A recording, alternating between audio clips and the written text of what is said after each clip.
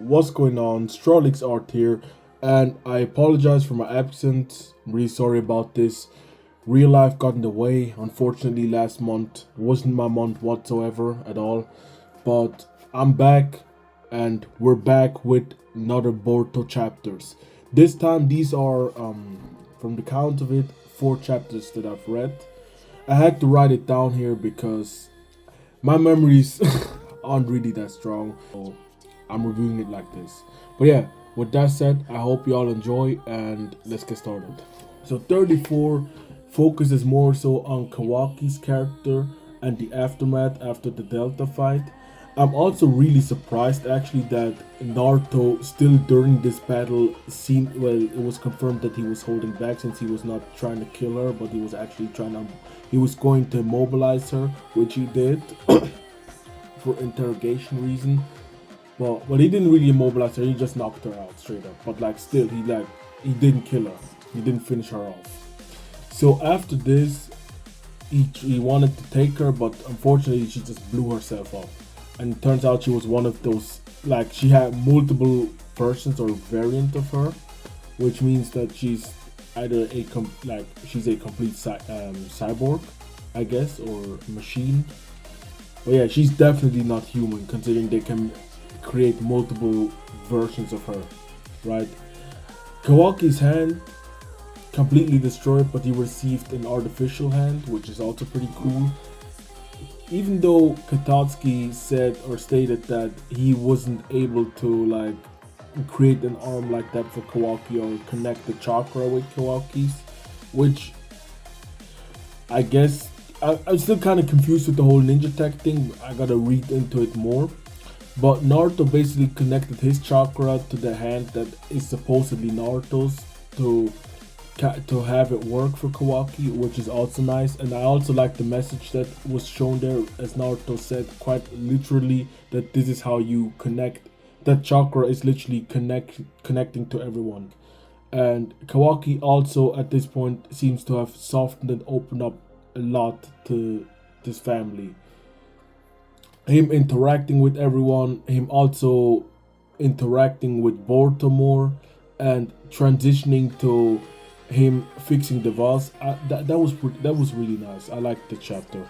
So chapter 34, I'm giving it, obviously, to me the chapter is an 8 out of 10. I liked it. Now getting to chapter 35, and oh boy, there were a lot of moments and a lot of Easter eggs and fun facts to learn.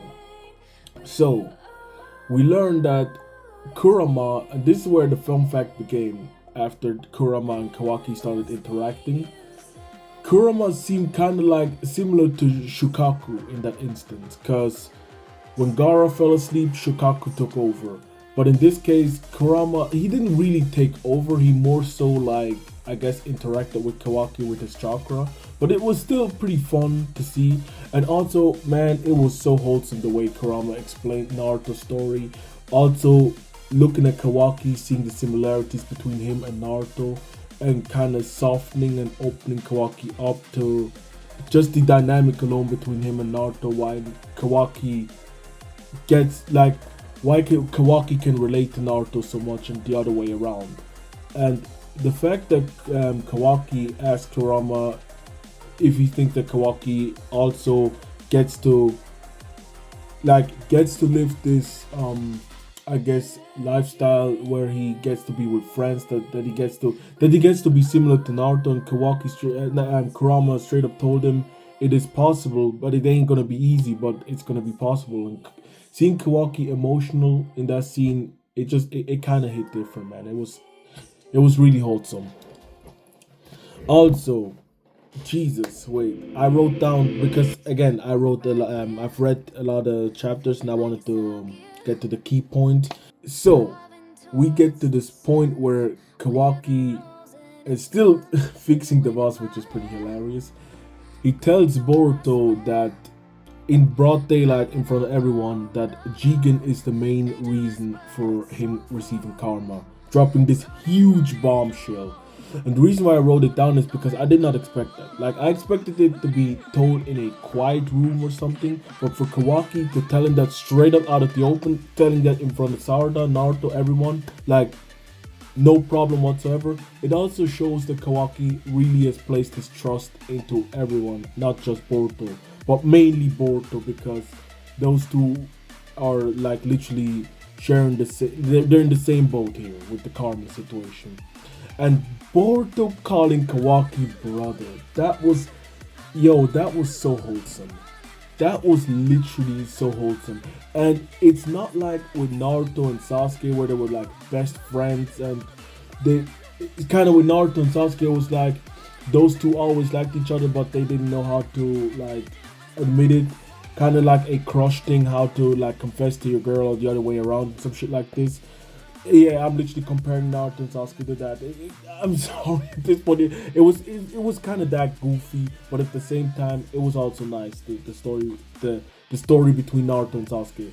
In Boruto and Kawaki's case, they actually like sure they didn't like each other at first, but it like it played more naturally into the role of Boruto being the brother and the other way around, especially in that fight with Delta. It has shown that Kawaki literally risked his life to protect Himawari. And yeah, I also liked the fact that Kawaki and Himawari had this interaction, because that also leading up to this moment made perfect sense, and the writing on this astonishing, awesome. Also, Sasuke's investigation was kind of crazy too, because like the bombshell we just received, especially the story of Jigen just taking the chakra from the Ten Tails, and the fact that Sasuke's jutsu, just like Jigen's, is time and space, so the Otsutsuki literally control time and space, which is already insane. That shit is that's actually insane for Naruto's verse standard. I mean, usually feats like this are more so movie feats, but like the real like the only time where I saw, maybe I need to rewatch Shippuden, but like Kaguya was like literally one of the only Otsuzukis in Shippuden who's really blatantly shown that time and space jutsu where she can control that shit. And next to Itachi, of course, with his Tsukiyomi, but that was a Genjutsu. But like, really, in that sense, like actual controlling time and space, Kaguya. I guess Madara, no. If anything, also Obito, but I'm getting ahead of myself here. But yeah, that was also interesting. Boruto. I'm sorry, I'm looking also at the moments that I wrote down to talk about. Yeah, Boruto saying that he's also the, like in the end, the cliffhanger where Boruto's like, I'm Sasuke's disciple, but I'm also the Hokage's son. Boruto pretty much accepting the role, and like him saying that, I think that's pretty cool, because Boruto at this point has fully accepted that role, and also now with Boruto accepting Kawaki as his brother, that it's wholesome. I like that message, and I like the way Boruto's character is being handled, because that is also a developing factor, and a lot of character development on Boruto's part, and also for Kawaki, and actually everyone received character development. The only thing, and there's, I think that I made a live reaction to this one, Ino and Sakura, those two. Wait, I'm gonna show you the what the. Oh hell no, man! Ino, shut up, shut up. At this point, ain't she the same one who's been fucking goggling eyeing Sasuke the whole time in part one? She was just as annoying, and in Shippuden, she was I think it was around the end of the war where she decided to be with Sai, or I guess sooner when she saw Sai. But like, don't give me that bullshit. I wouldn't stand for a husband who isn't at home. That's literally his attitude from day one. Bro just dipped from the village. Nah, man, Ino be pissing me off for real. Ino be pissing me off. To be honest, I mean, I guess that's kind of part of Sakura's character to be okay with Sasuke leaving, but I mean, this is just, I don't know, man. This ship just feels I guess it is it makes sense since Sakura's always felt a way for Sasuke, even to a point where she was in pain at some point for him, like in the war. It literally, Kakashi literally said it, that loving Sasuke literally tortured her. But I still think it's kind of just, it's weird, you know? It's kind of bullshit.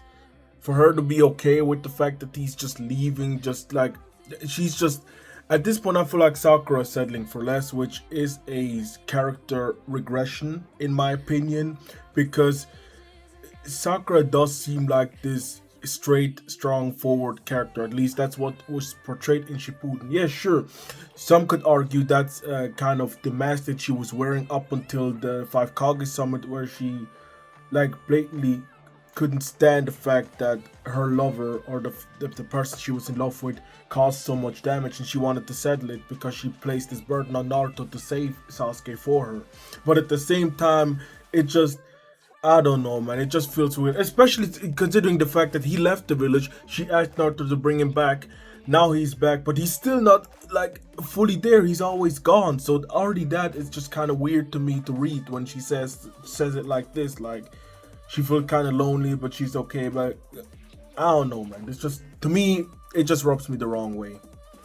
Y'all tell me what y'all think.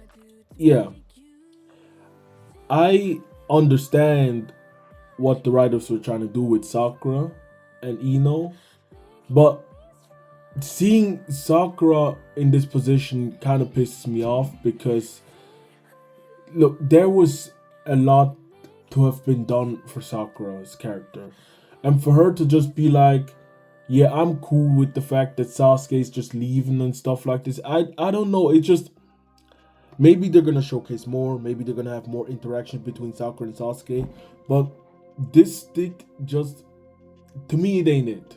It ain't. At this point, it's just become a stick that some people are cool with it. To me, it's just a bit annoying. So we get into chapter 36. And now I'm gonna make eye sat with the camera because what the fuck, man. The fact that I had to like search out which moment fits. I've been upload a bloopers at this point, but yeah. We get into chapter 36. Why is my chest up like I'm about to do something? What the fuck? Anyways, my bad. Jigen's arrival. That shit was terrifying. I won't lie.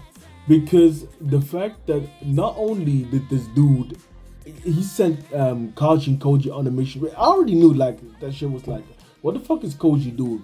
He was able to solo Konamura and the team, but he was not about to throw hands with Naruto over Kawaki. That shit already seemed weird. But now with Jigen's arrival and with the fact that the plot twist that Jigen never really needed Koji to go there, he just sent him there to test his loyalty because he could have easily gone there and take Kawaki with him. And the fact that he was acting like a dad, he was like, son, we're going home. Thanks for taking care of my kids, but the holiday season's over. He's coming back. I'm schooling the boy. In a dark, twisted, and fucked up manner. That scene still was kind of hilarious to me because it's like, yo, dude, you really think you're about to just casually take Kawaki with you like your son after all the shit you did to him? And the fact that Naruto, he just destroyed, well, I shouldn't be saying busted, but he just absolutely destroyed one of your strongest henchmen, which is Delta. And you're just gonna be like, alright, it's cool. I'm just taking my son home and nothing will be happening, right? You're not gonna cause me any trouble. Like, at this point, bro has to be him, and he is literally him, based off the chapter what I'm reading afterwards. But yeah, anyways, it starts out like this. Jigen wants to take Kawaki. Naruto is not having it, but Jigen's like, I don't give a fuck, and just kicks Naruto away and uses the rods to kind of restrain him like Pain did, only more swifter and obviously more painful, to be honest. Because imagine you're just like, based off Jigen's ability, like these things just pop out of your arms like this. That's gotta be painful. But Kurama's like, yo, Naruto, you're the Hokage, and you're about to lay down like a bitch? Hell no, let me give you a chakra so you can throw hands with that dude. And Zoe, throwing hands Naruto does, but not before Jigen adds his little manipulation, right? So the dude takes Kawaki's karma arm. What I also like in that scene is beforehand, at the beginning of the chapter, Boruto's karma awakens, but Boruto doesn't really do that on his own. So already the scene is already happening while Boruto is on that mission, and Boruto quickly returns because he has a bad feeling knowing what's happening, right? And yeah, while Kawaki's karma awakens and Jigen is holding his arm, he's looking at the other arm. It's like, yo, son, that other arm right there, they're using it to interrogate you. He's like literally saying, Naruto is using Kawaki. Like he's literally projecting at this point. Like Naruto is a bad father. He's a bad person. He's just using him for his own gain. The village doesn't give a shit about him. The same way Jigen does all the time to Kawaki and the things that Kawaki's experienced through Jigen's hand. Yeah, Jigen is just literally manipulating Kawaki at this point, which is absolutely messed up. But the way it was delivered and written, amazing. So Kawaki snaps, of course, and he awakens also his, I guess, Otsutsuki side, or his karma, his fully awakened karma. Well, I'm not sure if it's really his fully awakened karma, but based off the form and his transformation, it kind of, I guess, seems that way. And Jigen is surprised because he didn't expect Kawaki to awaken it, I guess, so soon, especially seeing that Kawaki is Jigen's vessel, but still it's like kind of too soon for Jigen. Yeah, it's just surprising. Right, the scene is also a newly added scene, which is also giving the viewers to ask more questions, but at the same time also something newly revealed based off the karma and based off the technique. Because oh shit, I forgot to mention. I guess that was chapter 35 or 34, where it was a discussion asked whether the karma seal and Sakura's Byakugo seal on her forehead are actually like linked or in a way have something in common, right? And while it does seem to have something in common because those are both seals, it don't seem like they're really linked because one part is, well, I guess it is linked because wait I don't want to say anything stupid here. I say partially yes, but that's just my guess. I'm not sure whether it was really confirmed, because what was confirmed is that both jutsus stem from the time where Hagoromo, the sage of the sixth path, was like alive. Like it was from his era, right? Both stem from that time zone. My bad. I didn't want to hold you. But yeah.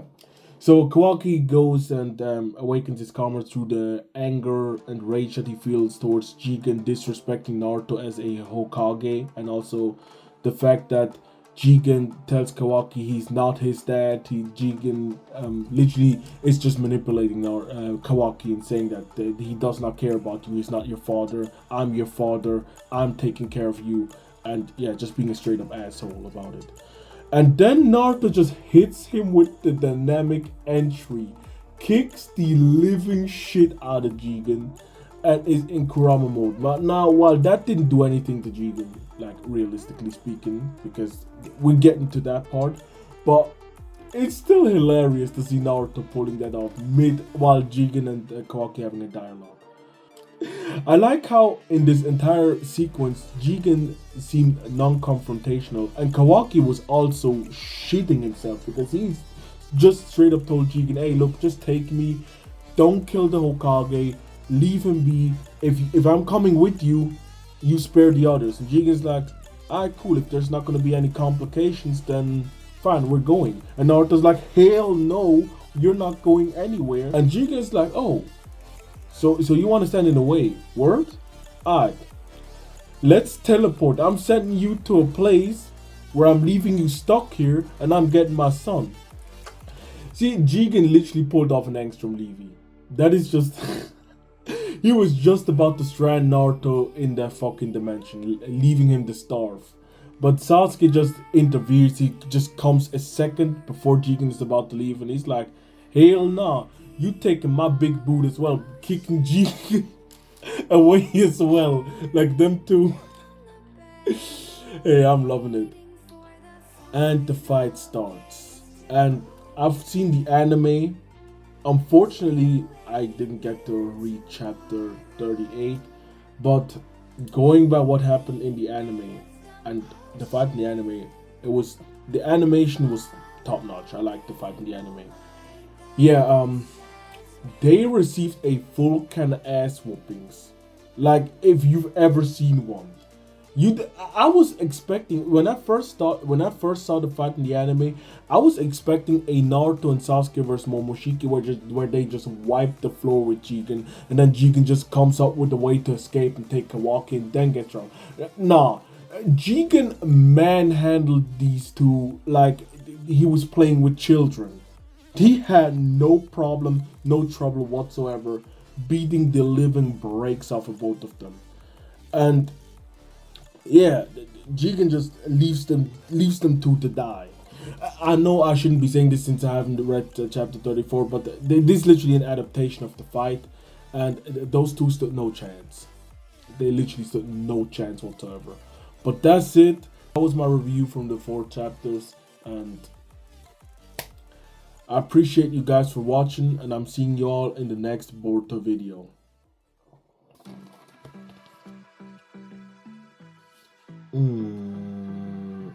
What the fuck am I even doing? Jesus Christ. I should be reviewing the video. I should be reviewing.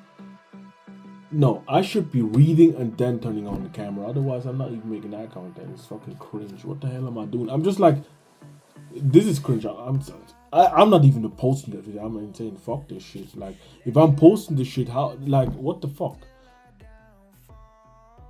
Bloopers maybe?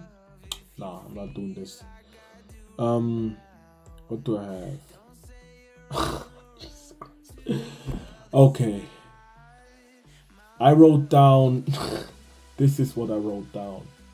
These are the keywords so I can memorize, because my dumbass can't memorize shit outside of that. So, toy hand versus karma. Actually, valid, because this scene right here adds to Jigen's manipulation. Why am I even saying it like this is gonna be in the video? Chapter 3. Ino and Sakura BS. Yeah, the BS scene, the live reaction. That was actually chapter 36. I thought it was 35. Did I review? Wait. Jigen Ishiki. That was 35. Oh, then I just felt compelled to talk about the whole Sakura and Ino bullshit. My bad. This is chapter 30.